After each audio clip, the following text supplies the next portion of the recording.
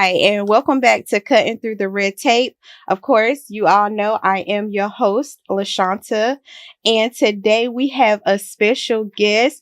Mrs. Erica Powell is with us today. Yes, I'm so excited. I'm so excited that she said yes. I'm so excited to have her on the show, just to talk to the people. You know how we do. So, can we all say, welcome, Mrs. Erica Powell, to Cutting Through the Red Tape. How are you today? I'm doing well. Thank you for having me. Good, good, good. I'm so glad that you are here with us today. So I normally just kind of get right into the swing of things whenever I'm doing my show by myself. But I wanted to ask you a little bit about you, if you would like to share with us. Your degree and your working field and anything else that you want to share with us today. Okay. Well, my name is Erica Powell. I'm born and raised in Clinton, North Carolina. I'm a 2-time graduate of Fayetteville State University, Bronco Pride. I have an undergraduate degree in sociology and a master's degree in social work. I currently work as a medical social worker.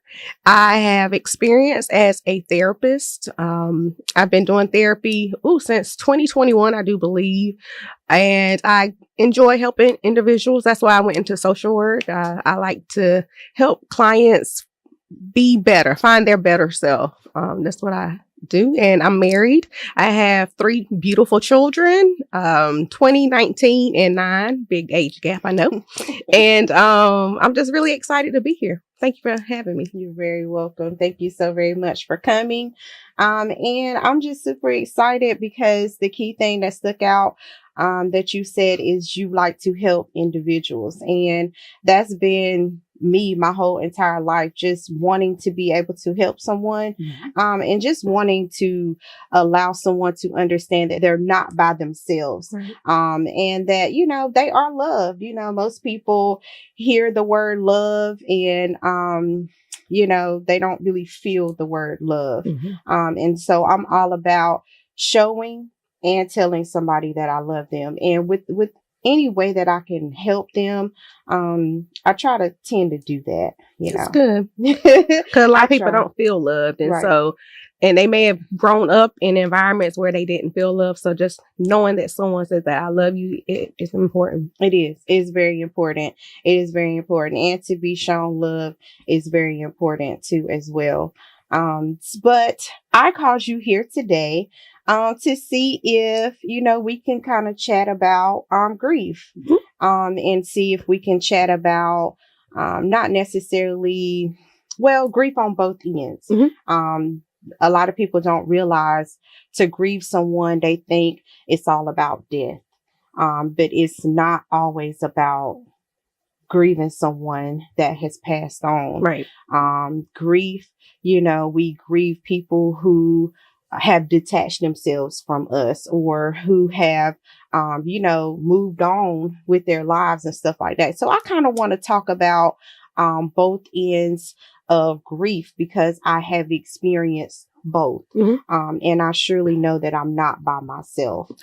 So I wanted to kind of have a conversation about grief on today. And so I'm excited to learn new things. I'm excited to kind of, figure out where life can take you from grief, how you can grow and how you can establish your life after grief. I often tell people from my Google research, I've learned that from my Google research, I've learned that there are like 5 different stages of grief. Yes. And most of the time when I'm talking, I tell them I'm stuck in the angry stage. And a lot of people don't understand, like, why would you openly say that you're stuck in the angry stage of grief? Well, because that's the truth. Right. And the only way you will fully be able to come out of something is if you tell the truth about where you are. Yes. Right? Is that not so? So I like to tell people, I'm not an expert on grief. I just know kind of where my stage stopped. And to be able to overcome that stage, you have to talk about it. Yes. Right? Yes. And you have to be able to push past that stage of grief. So that's kind of, what I want to talk about today is overcoming. But before you get to the overcoming part, what do you do while you're in it? Okay. So I would like to go back. You mentioned the 5 stages of grief. So yes, that is a thing, 5 stages of grief. We like to say DABDA. D it stands for denial. Sometimes that grief happens, you like, oh my God, is this really happening to me?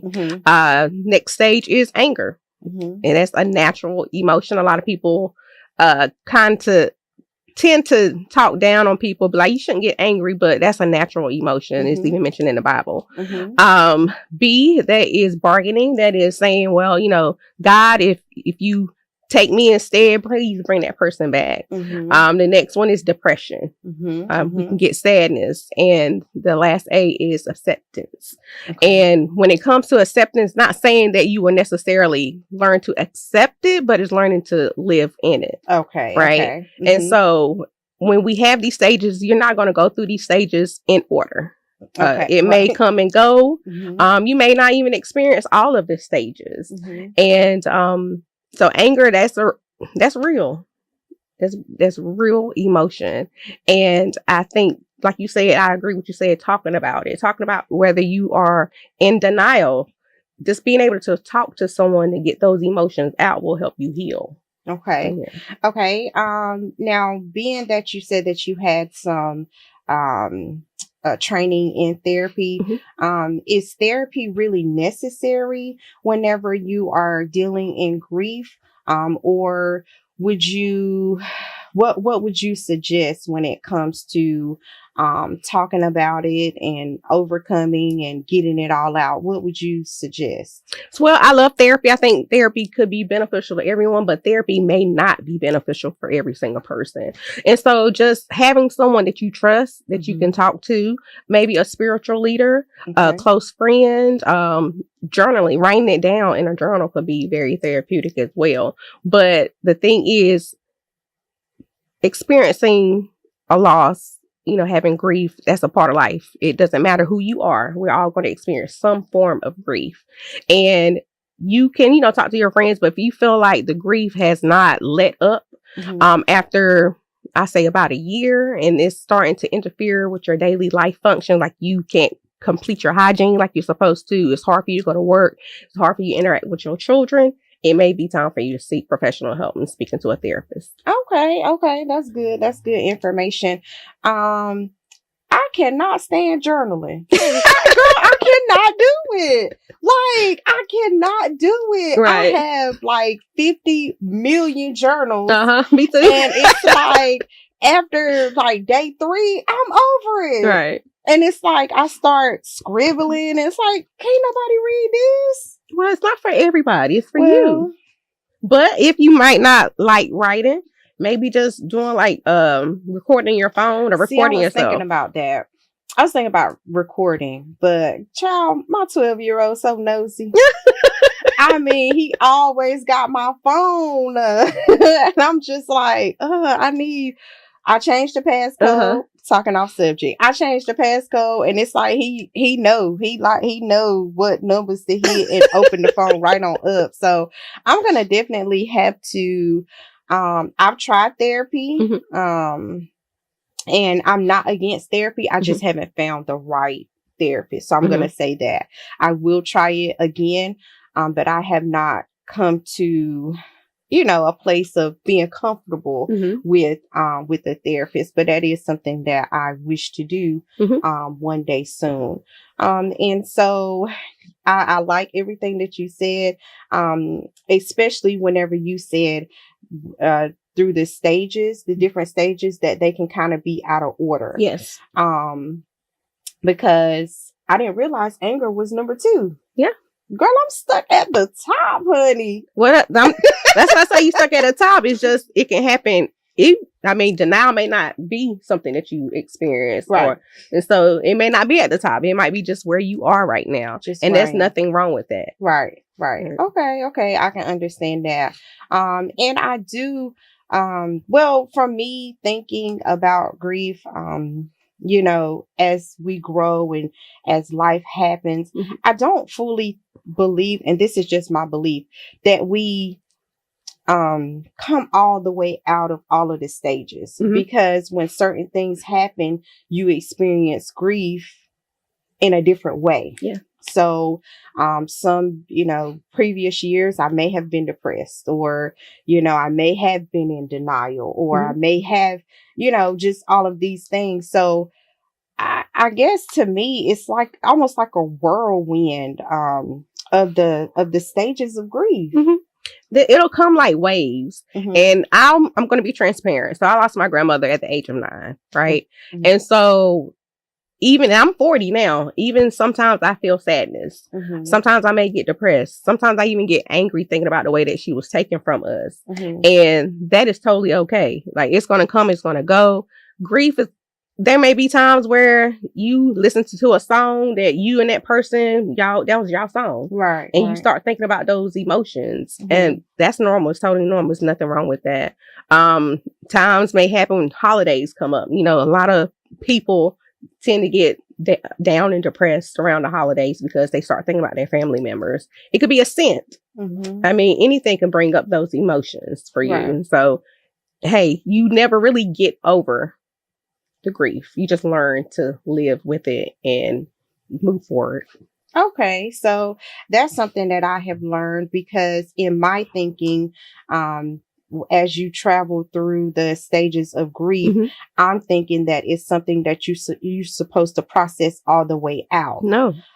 Okay, so I am learning a little bit. So, and I like how you mentioned the Bible, when you said, the anger is in the Bible, because I tell people all the time, the Bible does say you do have the option to be angry, but sin not. Right. So it's the sin not that I forget. The sin not. Right. Thank you for being honest. Yeah, you're welcome. So with going through the stages of grief, we should not allow those emotions, or we should not allow the things that have happened to us to put us in a position to where we jeopardize, our livelihood, right.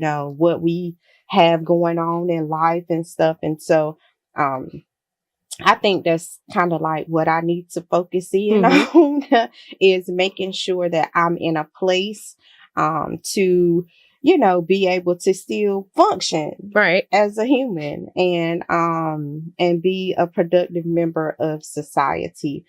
So I am learning that. So that's real good. Thank you so very much for mentioning that. So I do have a couple questions for you on today, if you don't mind.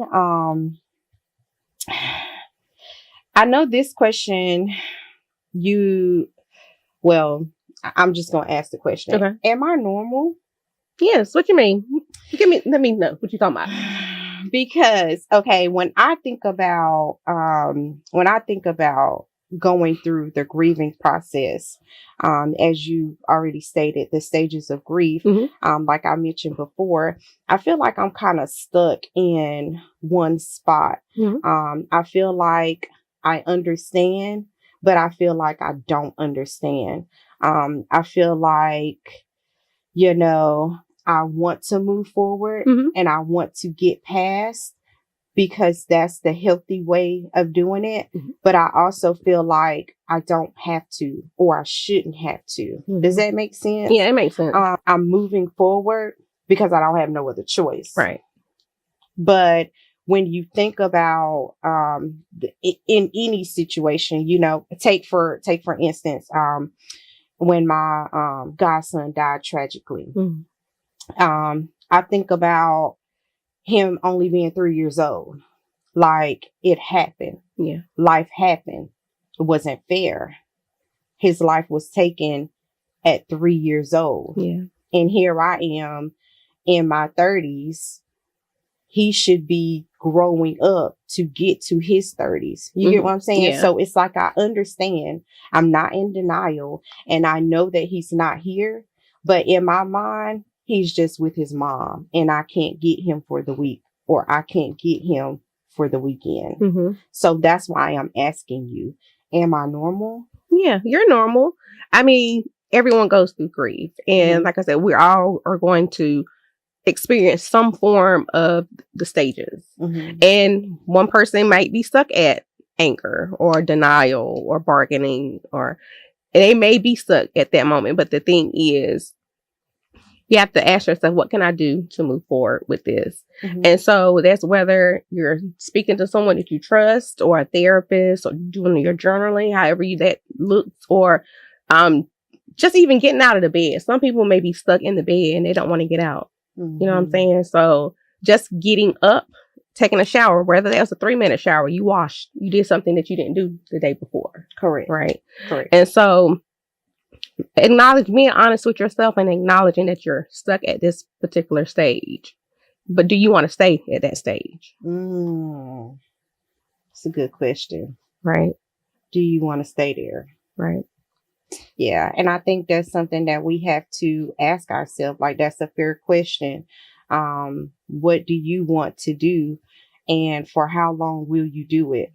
So that's good. That's real good. And so by you saying that, I made a choice. And the choice was for me to, not stay there, acknowledging him, not forgetting him, knowing that I had time with him, and knowing, that he knew who I was, and that I loved him. And I think that's kind of what's keeping me, keeping on, because he knew. Yeah. That goes back to when we first started, when we talked about love. We often say we love, but do we show love as well? Yeah, that's a good one. And so I feel like when things of that nature happen, we understand that this person knew who you were, and knew what you were to them. And so that makes things a little easier for you to process, and for you to continue on and move on with your life. I agree. Yes. And I like to also add that you said, like, you knew it was time, right? But the thing is, don't beat up on yourself if you go back to feeling those feelings of sadness. Right? It's going to come and it's going to go. Give yourself grace. Okay.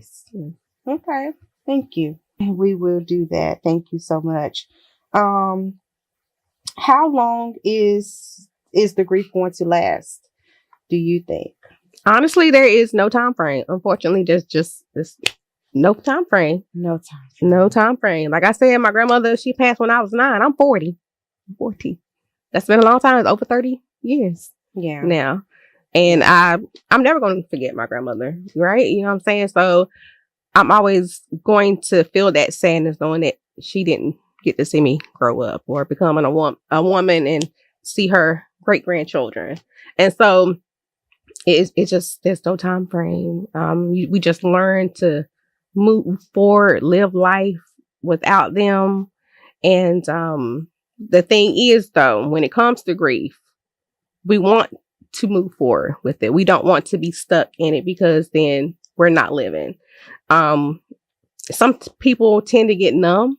And that's not one of the stages. Actually, it's not one of the stages, but it's an emotion. It's a real emotion that some people may not feel anything, and then they might choose to stay in that numb feeling. But the thing is, if you stay stuck in that numb feeling, you're not able to feel that love from the people that are still here. Wow. Can you say a little bit more about that? because I'm hearing you, and I'm hearing you, and I'm also feeling the experience from what you're saying, because that's absolutely true. It's almost like you're just going through the motions. Right. Wow. Yeah. And with going through the emotions, how does that, like, what does that look like through the motions? What does that look like? Going through the motions is just showing up, just being there, but not really being present and enjoying what is actually going on. I mean, that person, they may not be in your life anymore, whether it's through death or through a relationship ending, right? And so you still have people in your life that love you, and you want to be present and show up for them, especially if you have small children, right? You have to be there for your children, right? And so you have to speak to someone, talk to someone, whatever you got to do, as long as it's healthy, right? Because some people have negative coping skills where they might turn to drugs and alcohol to try to cope, and that's not a good thing. And so trying to do positive and healthy coping skills, whether that's getting up, exercising, eating healthy, drinking your water. You know, a lot of people get dehydrated from crying, right? You need to drink your water, eating a healthy meal, and getting rest, getting sleep. I mean, people say get rest, and you might lay in bed all night and not get any rest, but just really getting quality rest can help. And so when you do all of those things, then you can help, you know, be present for the loved ones that are still here. That's good. That's good. I like that. I like everything that you said concerning, you know, what you need to do in order to continue to live life. We don't have to worry about that with me, baby, because I am the most emotional creature on this planet. Do you hear me? Like, cry baby, whatever you want to call me, baby, that's me right now. And shout out to my pastor, Christopher Highsmith. Pastor Christopher Highsmith, he is definitely helping me with my emotions. He do teach me about guarding my heart. That's something that I have to learn how to do, is to guard my heart, because whether we want to believe it or not, LaShonta, everybody doesn't have the same heart as we do. Right. Everybody's intentions are not as pure as we want them to be. So that's something that I'm having to learn, is making sure the ones that are around me, you know, have good intentions. Right. And not, you know what I'm saying, recognizing them that don't. That's another thing. Because, you know, Jesus had 12 and one of them was a devil, but he still didn't, you know, veer off from his mission, from what it was that he needed to do. He still carried on the mission. But I'm quite sure that he protected himself until it was his time, to do what he needed to do on the cross. So I'm excited about that too, is, just learning and being open and still guarding as well. Emotions are, emotions is like a whole different topic. Right. But having your emotions tied up in grief, how do you feel about that? Like with the emotional aspect when it comes to grief? I think all our emotions are valid. We have them. Wait. Say it again, girl. Is this mic on? Check. What you say, girl? All of our emotions are valid. Valid, period. Thank you. Yes. Drop the mic. Even anger. It's just what we do with that anger. It's the sin not. We talk about that. Yeah. But it's still valid. Yes. It's still valid. All of our emotions are valid. Thank you so very much for saying that one more time. So we're going to leave it at that. Okay. Next question. How do you have any suggestions with helping someone who is grieving, who is, you know, like in the middle of grief? Like, do you have any suggestions of helping them? Yes. Suggestions. So I definitely would say surrounding yourself with people who love you. And letting them, be honest with them, let them know, hey, I'm just not feeling good today. I'm saying I've been crying and I'm just not feeling good, right? And I feel like those people that love you, what they can do to help you is just be there, whether that's just sitting there in silence, because we may not know what to say. Please don't say it'll get better. It will get better. But let that person process, you know, those emotions that they're currently feeling. But your loved one could if you have small children, they can offer to babysit. They can offer to cook for you, help you run errands. And like I just said, just sitting there with you and just say, hey, I'm here for you. Right.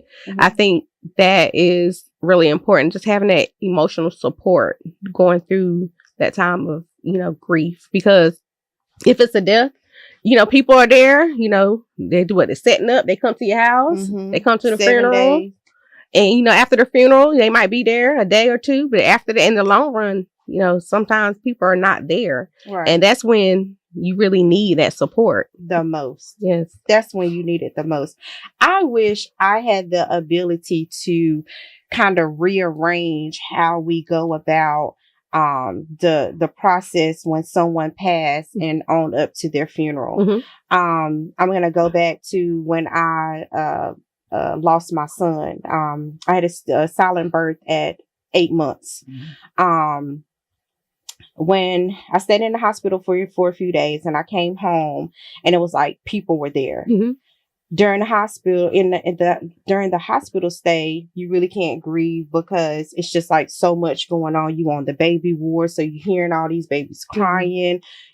Doctors are in and out. Nobody can explain to you and tell you, what happened to your baby. You was healthy. You just went to the doctor, and it was like when I came home, I knew that there was going to be a service, but I also needed that time to just, sit and process everything that I had went through, not only physically, but I went through a lot mentally as well, beating myself up, trying to figure out, what did I do as a mom to, not have my baby, you know what I'm saying?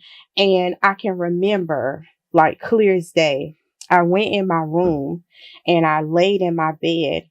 And someone immediately came in my room and said, I need you to get up.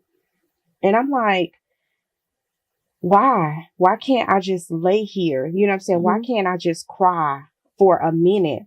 And they was like, no, we need you to come out here. And I understood what they were doing, but I didn't understand the fact that they didn't allow me to sit for at least for a moment to grieve the loss of my child, and I think about whenever we go through that process, it's anywhere between 4 to 5 days where family is in and out of your house. Everybody is pulling, you got to do this, you got to do that. And then the funeral happens. And it's like after the repast, you go home to an empty house. And that's when you really need somebody the most, is when that process takes place and nobody is no longer there. Right.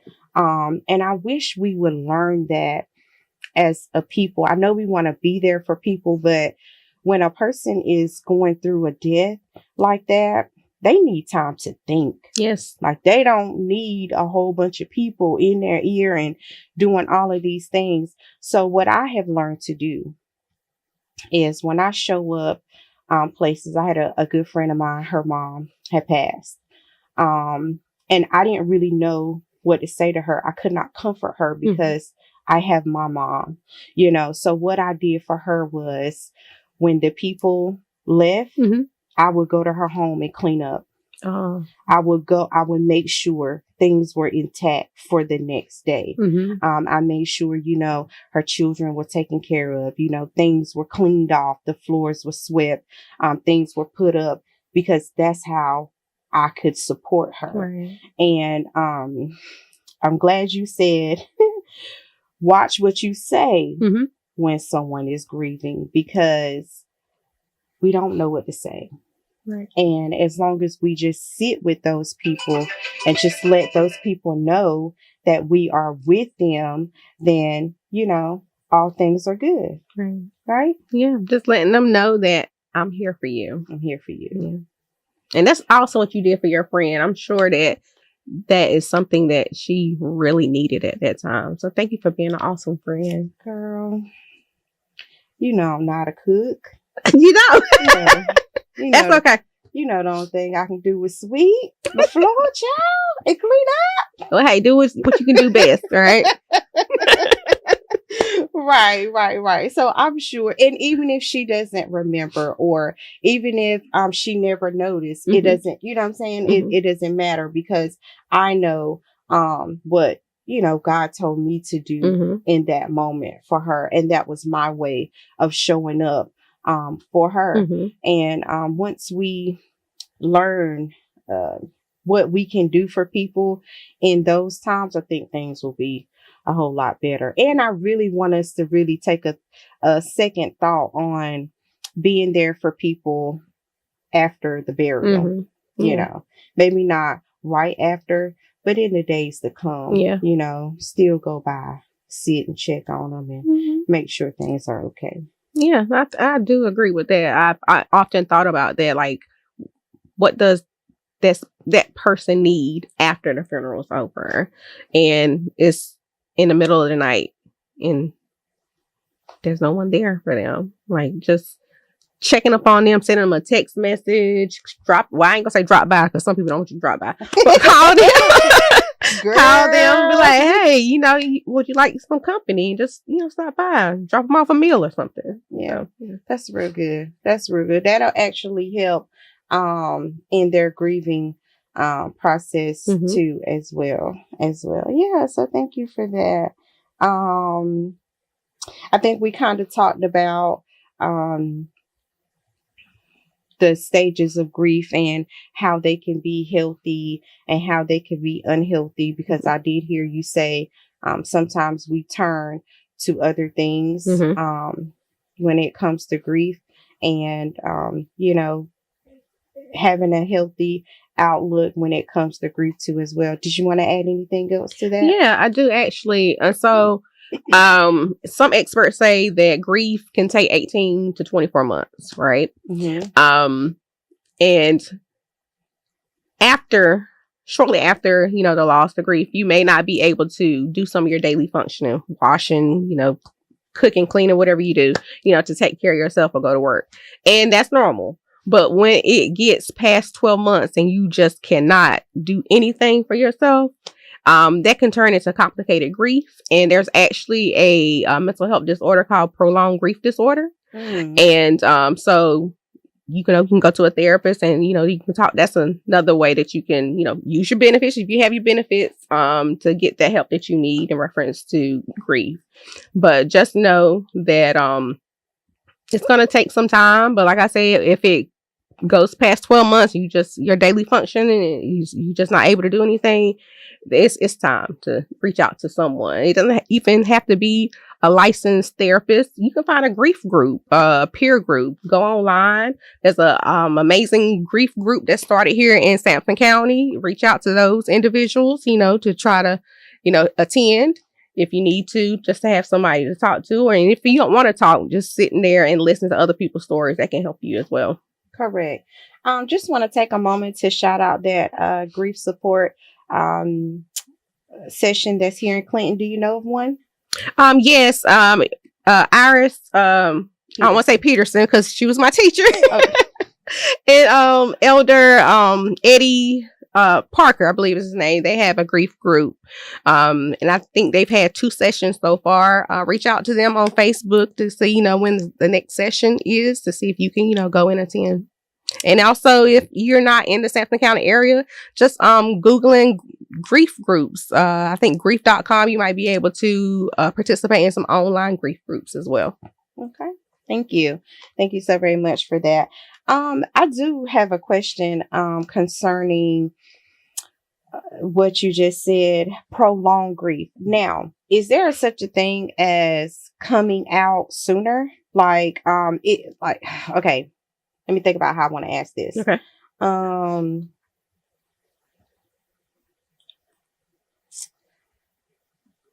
How I want to say it. Okay, so you're in grief or you are experiencing grief. Is it detrimental that you don't take so long in the process, or would it hit you in the long run? Like, I'm not sure if you really understand how I'm asking the question, because my words get tangled up a little bit. But so you do understand what I'm. Yeah. Okay. So grief is a personal experience. It's very unique to each one of us. One person, they might take a month to grieve, or they might take a week to grieve, and that's totally normal. So it's unique. It's to each one of us. Some people might be like, why you not crying? They may not be a crier. You know what I'm saying? So that's totally okay for them. Some people may take a little bit longer. Some may, like you said, take a little bit shorter time. That doesn't mean there's anything wrong with them. It's just, it's just our own journey. Right. Okay. I like that you said that. Because that piggybacks off of what you said earlier when you said, experiencing your grandmother, how she passed at 9 and you're 40 now, and it hits you sometimes. So it's not to say that you won't be hit by some of those memories. It's just saying that you understand, you've worked your way through the process, and you're on the road to recovery. Yeah. So I like that. Thank you for saying that. How does one talk to their children, or maybe their mom who is experienced the loss of her husband, or a sister who has experienced the loss of her brother? How does one help with that? Okay. I would say being honest with the child and using simple language that they can understand. If someone has passed away, I would say, grandma or whoever it was, they are no longer here. Their body stopped working. Please don't say they went to sleep, because that can confuse the child. Okay. They can become scared. Like, oh my God, went to sleep. I'm not gonna wake up. Just being honest with them about the situation. If it's the loss of a relationship, you can say, Mom and Dad, we are no longer going to be together because we just don't get along like we used to, but we love you, and that will never change, our love for you. Just being honest with them, allow them to ask questions, and if you don't know the answer, be honest with them and say, hey, I don't know the answer. And just allowing them to express those emotions that they may have.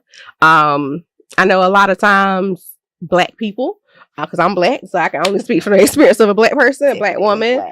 We try to conceal our emotions. We try not to cry in front of our children. And it's okay for your child to see you cry and to process your emotions, in a positive way. That lets your child know it's okay to cry. It's okay to have emotions. So just being honest and open with them, and allow them to express their emotions, whether it's writing in a journal, doing art, or playing. So that's how you can, be there for your children and help them process grief. Okay. What are some of the signs to look for to know that someone is struggling with coming out, or they're struggling in the process? What are some signs to look for? Okay, so some signs, that person is just not like their normal self. They normally happy, giggling and whatnot, and when you see them, they're kind of not saying anything. Physically, they may look a little different. Hygiene may not be up to par. They may be using drugs or alcohol. And just them talking about like not wanting to live or not having hope for life. Those could be some little things and some major things that you can look out for. Especially if someone like starting to give their things away. And you like, what's going on with you? Talk to them, because some people may start to give their items away and they're thinking about taking their own life. Because I'm going to be honest, grief, it can be hard for some people. You may feel like I can't go on, whether that person is no longer here in your life, or through death, or the relationship. You may feel like, why am I still here? And so just having a listening ear to them. And I would like to say, if someone feels like, they don't want to go on with life, there is professional help out here. You can reach out to 988, and that's a crisis line. You can talk to someone, and someone will be available. You can even text the number, or even if you're feeling like you're having a suicidal crisis, go into the emergency room so someone can help you. Yes. And please don't be afraid to tell someone that you're not okay. One thing that we have to realize, that it's okay to not be okay.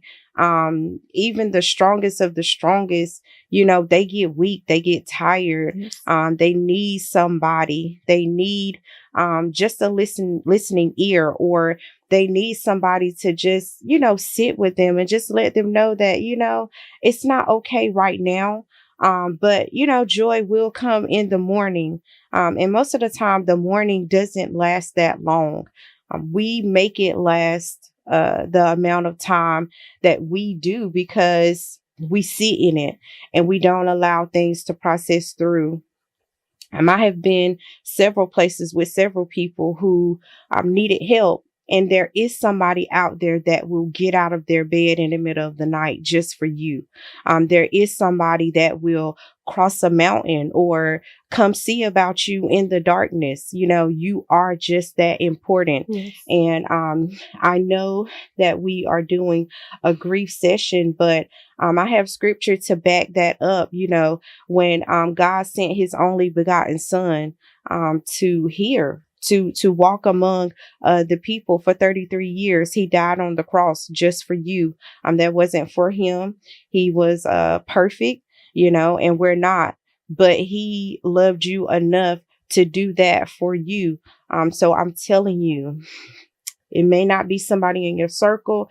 And let's just be real. It may not even be anybody in your family, but there is someone that is willing to listen. There is someone who cares enough about you to come and see about you. Trust me, I know. I've had several people to come and see about me, and I have been to see about several people, and I don't even know their last name. So just try to give somebody else another chance to help you. Erica and I are here. We are mothers, wives, and, we have people in our lives that we have to take care of. But I'm pretty sure, Erica being the type of person that she is, that she will help you, and I will too. And so we need to get in a place to where to let somebody know that we need help. Everybody is not going to know that you need help unless you say that you need help. Some people can pick up on it. Some people can discern it, and some people cannot. But at least give somebody a chance to help you. Thank you for saying that. Thank you. Yeah, I think it's very important. When I started with the school system this year, the first couple weeks of school, I introduced safe spaces, and it blew my mind about the number of students who didn't know what a safe space was. And we talked about that today whenever you said finding someone, or finding someone that you can confide in, that you can talk to, that you trust. That is a safe space. And whether people understand it or not, there is somebody out there who cares enough about you to not tell your business. Yeah. Everybody doesn't run their mouth and tell your business to other people. And I just want somebody to know that, give somebody else a chance to help you. Right. And I'm glad you said that. And even if you don't have anyone in your life, a family member or a friend, you can reach out to 988.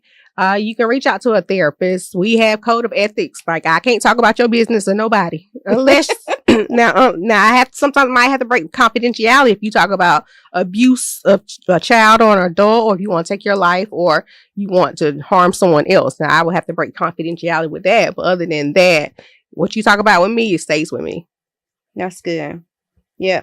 And what you talk about with me, stay with me too. Cause baby, I got a short-term memory and I ain't gonna remember. I'm just gonna go ahead and tell you. I'm gonna sit right there and I'm gonna listen to you. I might get you something to eat. We might go to the beach or so. But baby, by the time we get past somewhere, I'ma just know I love you. I promise you. And that's just being real. That's just being real. So yeah, I'm excited. Y'all know I got to laugh about everything because I was thinking that people use comedy while they're in grief because they're trying to hide something. But I truly believe, like, I know there's some moments that I shouldn't laugh, but I can't help it. Like, is that Is that healthy or Yeah. unhealthy? I believe it's healthy. I mean, laughter is good for the soul. So why would laughter not be okay? Sometimes you can think about that person you love, you think about a funny time, and you start laughing. That's totally okay. It's totally okay. Right. So, but y'all, just let me laugh. Baby, it's going to be okay. I promise you. Erica, you know I'm a mess.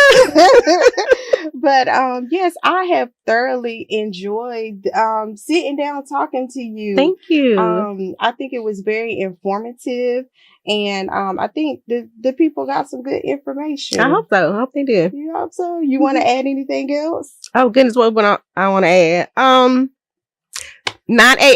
988. If you're ever in a suicidal crisis or you just need someone to talk to, I think that's very important for everyone to know. And it's okay, like she said, it's okay not to be okay. As Black women, we tend to be strong. We want to be strong, but you don't have to be strong, right? It's okay not to be okay, and let someone know that you're not okay if it gets too hard to deal with alone. Okay, that's good. Okay, so I do have one more question that I want to ask you before, and then we're going to close this out. How can I cope with a crisis of faith or purpose following a loss? Oh goodness, that's a good question. Because dealing with the loss can shake us. Right. It can come up with so many different emotions. It can make you question God. And it's okay to question God. I know a lot of times we grew up and they say, you don't question God. But why not? That's my father. Girl. He made me. That's who I can go to in times of help and in struggle. Correct. And how would we know? Right. What to do next if we don't ask? Right. Girl. And we may not get all the answers of the world, and that's okay. But God can reveal to us, who we can go to or what we need to do to help us feel better. And that's good. Yeah. Reveal. Yes. Amen. The unveiling, honey. Woo! That's good right there. Reveal. Yeah. Because that comes from Revelations. Okay. All right now. Go ahead. And so, like I say, you can, go to God and, ask God, like, what can I do with this situation? And reach out to your spiritual leaders if you need to. If you feel like you can go to them and they won't tell your business. But reach out to your spiritual leaders. If you have a issue with your unbelief, ask God, help my unbelief, God. Reaching out to your family and your friends, and just knowing that